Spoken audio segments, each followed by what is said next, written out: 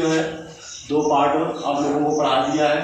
जो chapter first है प्रकाश का परावर्तन, इसमें हमने जो है 2 पार्ट हमने बना रखा है। अगर वो वीडियो अगर आप लोगों ने नहीं देखा है तो उसको ज़रूर देखिए। ये आज पार्ट 3 वीडियो है प्रकाश के परावर्तन का। ये पिछले वीडियो में जो हमने पढ़ाया था उसमें हमने प्रकाश के परावर्तन के बारे में पढ़ाया था कि प्रकाश का परावर्तन क्या होता है, उसके बारे में पूरा हमने समझाया था। और उसके बाद परावर्तन के नियम बताए थे, जो परावर्तन के 2 नियम, ठीक है। देखिए प्रकाश का जो परावर्तन है वो एक समतल दर्पण लेते हैं, ठीक है। प्रकाश के परावर्तन में क्या था कि प्रकाश जो है किसी समतल दर्पण पर टकराने के बाद जो है वो क्या हो जाता है, परावर्तित हो जाता है। क्या हो जाता है, परावर्तित हो जाता है, ठीक। और इसके जो है परावर्तन के नियम हमने पढ़े थे जो है, ठीक है। देखिए इसी के आगे अगर बात करें जो है, देखिए इंपॉर्टेंट पॉइंट्स है नोट्स। यदि जो है प्रकाश की किरण जो है समतल दर्पण पर जो है लंबवत पड़े तो क्या होगा, ये क्वेश्चन पूछा जाता है। यदि प्रकाश की किरण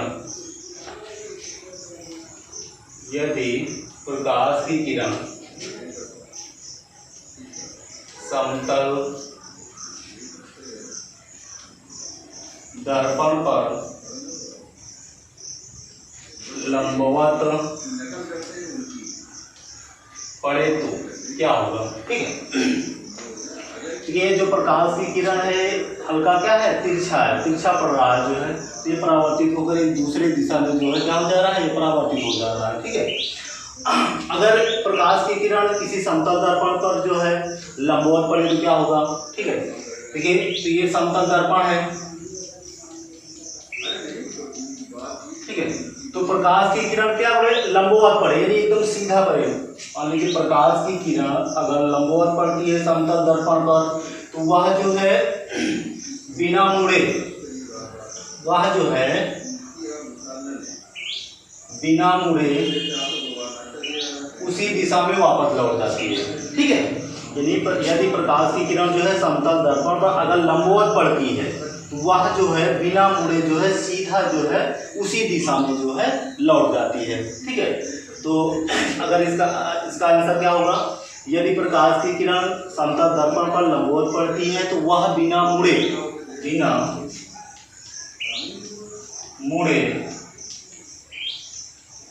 सीधे उसी दिशा में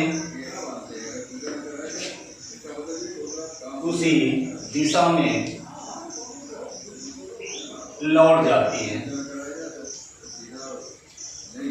उसी दिशा में लौट जाती है। यानी प्रकाश की किरण अगर लंबवत पड़ती है सीधा, अगर लंबवत पड़ती है तो वह उसी दिशा में जो है बिना मुड़े वह उसी दिशा में वापस लौट जाती है।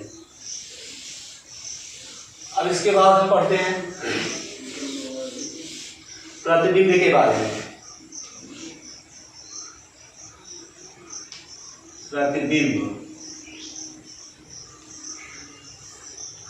समझते हैं कि प्रतिबिंब क्या होता है। किसी बिंदु स्रोत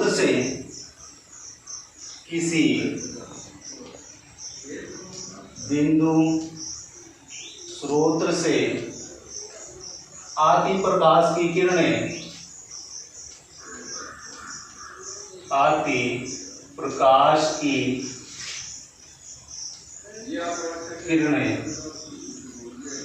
परावर्तन के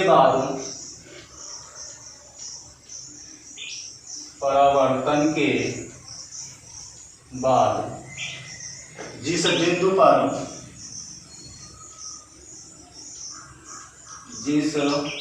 बिंदु पर मिलती हैं या मिलती हुई प्रतीत होती हैं मिलती हुई प्रतीत होती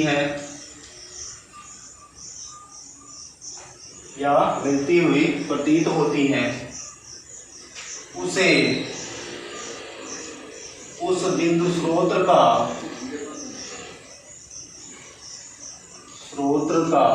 प्रतिबिंब कहते हैं।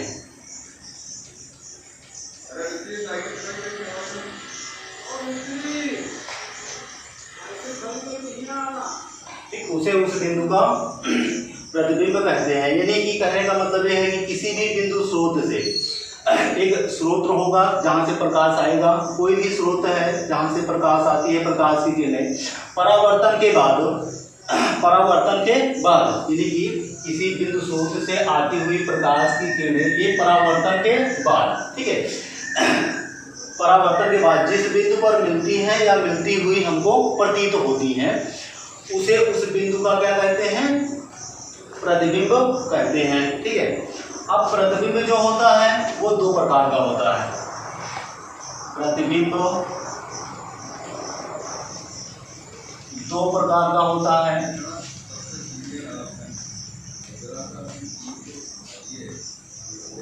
प्रतिबिंब दो प्रकार का होता है। पहला है वास्तविक प्रतिबिंब, वास्तविक प्रतिबिंब। दूसरा है काल्पनिक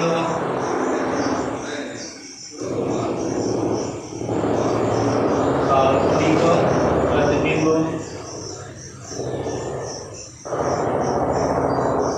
या इसको आभासी प्रतिबिंब भी कहते हैं। आभासी प्रतिबिंब।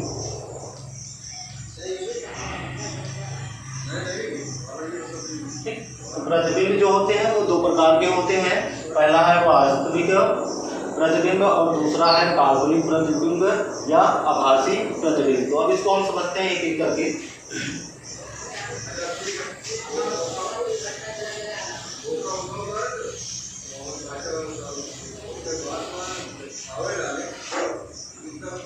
पहला है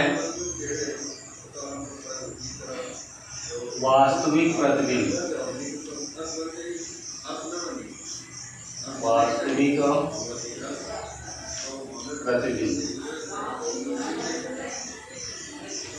देखिए वास्तविक प्रतिबिंब क्या होती है? किसी बिंदु स्रोत से, किसी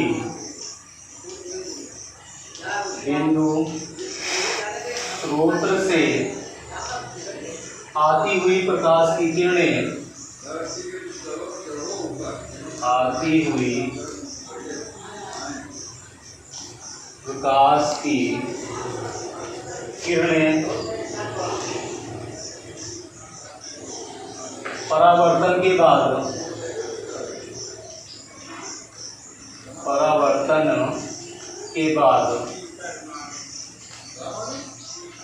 जिस बिंदु पर वास्तव में मिलती हैं, जिस बिंदु पर वास्तव में मिलती हैं, जिस बिंदु पर वास्तव में मिलती हैं, उस बिंदु को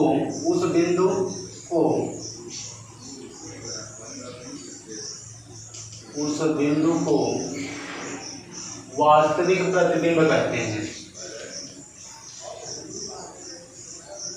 उस बिंदु को वास्तविक प्रतिबिंब कहते हैं। ठीक, यानी किसी बिंदु स्रोत से आती हुई प्रकाश की किरणें परावर्तन के बाद जिस बिंदु पर वास्तव में वो मिलती हैं, उस बिंदु को हम वास्तविक प्रतिबिंब कहते हैं। ठीक है, वास्तविक प्रतिबिंब को पर्दे पर प्राप्त किया जा सकता है। वास्तविक प्रतिबिंब को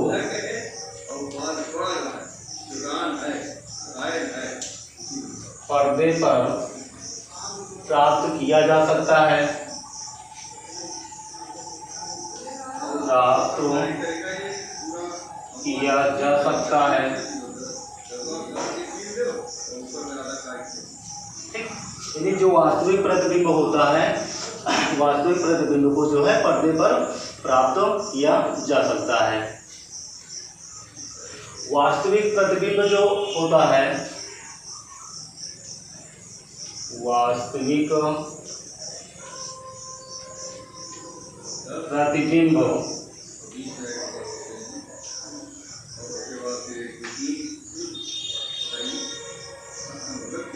वास्तविक प्रतिबिंब जो होता है वो उल्टा होता है। यहाँ हम कह सकते हैं कि वास्तविक प्रतिबिंब जो होता है वो कैसा होता है, उल्टा होता है। अब इसके बाद दूसरा पढ़ते हैं,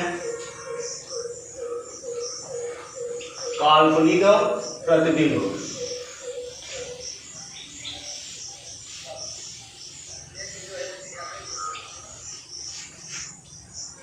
काल्पनिक प्रतिबिंब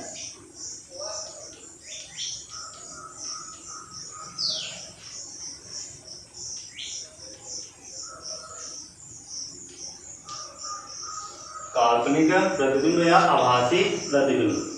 तो किसी बिंदु स्रोत से, किसी बिंदु स्रोत से आती हुई प्रकाश की किरणें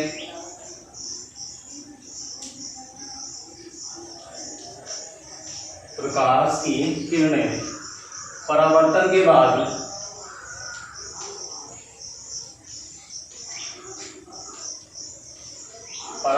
के बाद जिस बिंदु पर मिलती हुई प्रतीत होती हैं,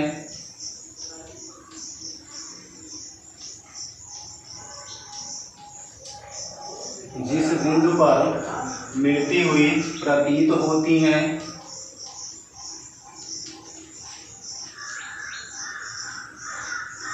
उस बिंदु को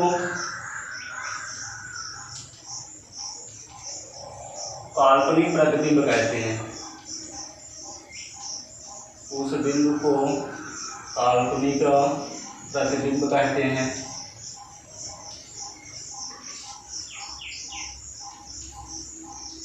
उस बिंदु को काल्पनिक प्रतिबिंब कहते हैं। यानी कि किसी बिंदु स्रोत से आते हुए प्रकाश की किरणें परावर्तन के बाद जिस बिंदु पर मिलती हुई प्रतीत होती हैं, उस बिंदु को जो है काल्पनिक प्रतिबिंब कहते हैं। काल्पनिक प्रतिबिंब को पर्दे पर प्राप्त नहीं किया जा सकता। काल्पनिक प्रतिबिंब को पर्दे पर प्राप्त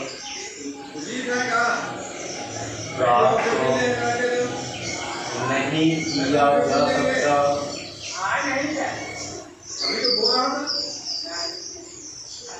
यानी काल्पनिक प्रतिबिंब को पर्दे पर प्राप्त नहीं किया जा सकता, और काल्पनिक प्रतिबिंब जो होता है वो हमेशा सीधा होता है।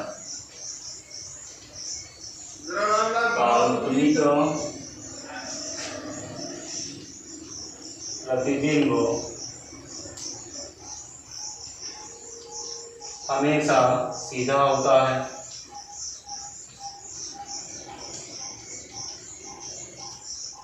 काल्पनिक प्रतिबिंब जो होता है हमेशा सीधा होता है। अगर पार्श्विक रूप से देखा जाए, काल्पनिक प्रतिबिंब जो है हमेशा कैसा होता है, सीधा होता है, सीधा बनता है। ठीक है। अगर पार्श्विक रूप से देखा जाए, अक्षर के रूप में, काल्पनिक प्रतिबिंब जो है अक्षर के रूप में, अक्षर के रूप में पार्श्विक होता है। पार्श्विक होता है। ठीक है। पार्श्विक का मतलब है कि जैसे कि आप जो है आर को जो है प्रतिबिंब में देखते हैं, आर को आप प्रतिबिंब में देखते हैं तो ये इस प्रकार से दिखाई देता है। ठीक है। तो इसी को जो है पार्श्विक कहते हैं। इसी को क्या कहते हैं, पार्श्विक कहते हैं। ठीक है। आप आर को जो है क्या करते हैं, प्रतिबिंब में देखते हैं, ठीक है, यानी कि दर्पण में आप आर को दर्पण में देखते हैं तो आर इस प्रकार से दिखाई देता है। तो ये किस रूप में होता है, पार्श्विक रूप में होता है, ठीक है। तो अक्षर के रूप में जो काल्पनिक प्रतिबिंब में जो है अक्षर के रूप में जो होता है वो पार्श्विक रूप में बनता है, पार्श्विक होता है, ठीक। ये होता है काल्पनिक प्रतिबिंब या आभासी प्रतिबिंब।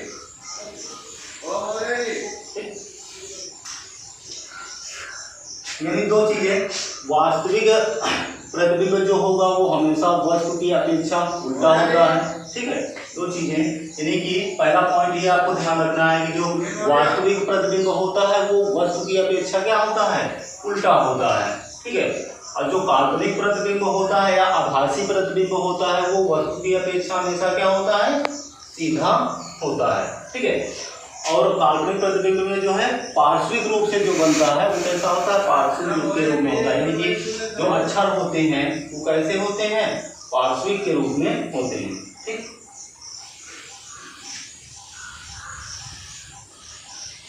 अब इसके बाद पढ़ते हैं समतल दर्पण पर प्रतिबिंब का बनना। समतल दर्पण पर प्रतिबिंब का बनना, प्रतिबिंब का बनना। समतल दर्पण पर प्रतिबिंब का बनना, ठीक है, इसको समझते हैं हम। ठीक है, तो समतल दर्पण ले लेते हैं।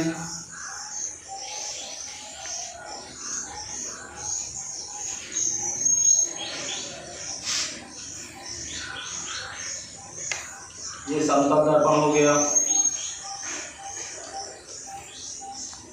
किसी बिंदु स्रोत से आती हुई प्रकाश की किरणें जो है समतल दर्पण पर टकराती हैं। टकराने के बाद ये क्या हो जाती हैं, परावर्तित हो जाती हैं।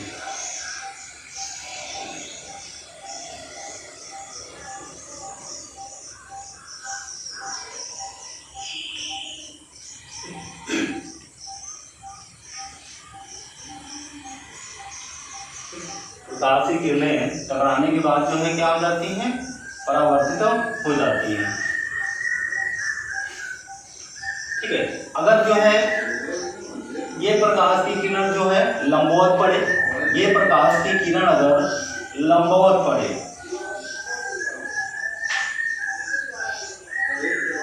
ये प्रकाश की किरण अगर लंबवत पड़ती है तो वह सीधा बिना मुड़े हुए, अगर ये प्रकाश का जो स्रोत है, प्रकाश का किसी बिंदु स्रोत से जो प्रकाश है अगर वो जो है समतल दर्पण पर क्या पड़े, लंबवत पड़े, तो वह बिना मुड़े जो है उसी दिशा में क्या हो जाती है, वापस लौट हो जाती है। तो इसका जो प्रतिबिंब बनेगा इस प्रकार से बनेगा प्रतिबिंब इसका।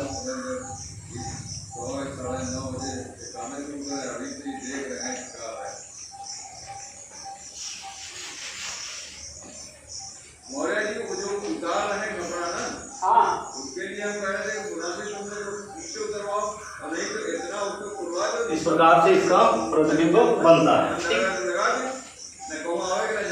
अब इसमें हम समझते हैं प्रतिबिंब। पहला पॉइंट इसमें प्रतिबिंब दर्पण के पीछे बनता है।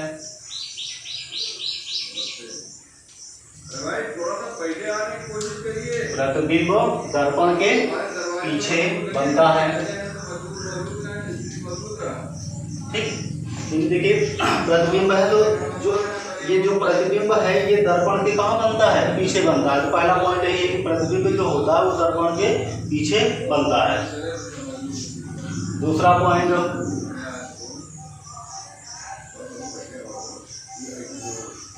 प्रतिबिंब का आकार, प्रतिबिंब का आकार वस्तु के आकार के बराबर होता है। प्रतिबिंब का आकार वस्तु के आकार के बराबर होता है,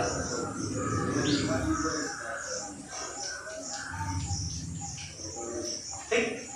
प्रतिबिंब का आकार, यानी जितना वस्तु का आकार रहेगा उतना ही किसका रहेगा, प्रतिबिंब का आकार रहेगा। तो यानी प्रतिबिंब का आकार और वस्तु का आकार दोनों ही क्या होते हैं, बराबर होते हैं। तीसरा पॉइंट,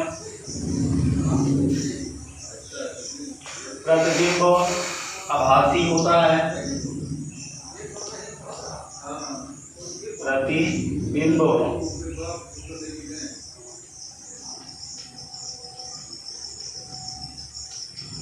आभासी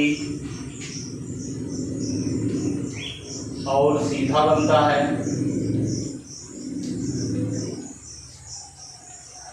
ठीक, प्रतिबिंब जो है आभासी और सीधा बनता है।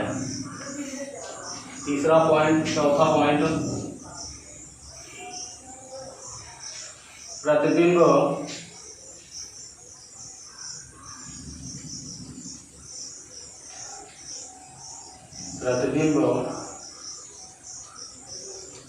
अक्षर के रूप में पार्श्विक होता है।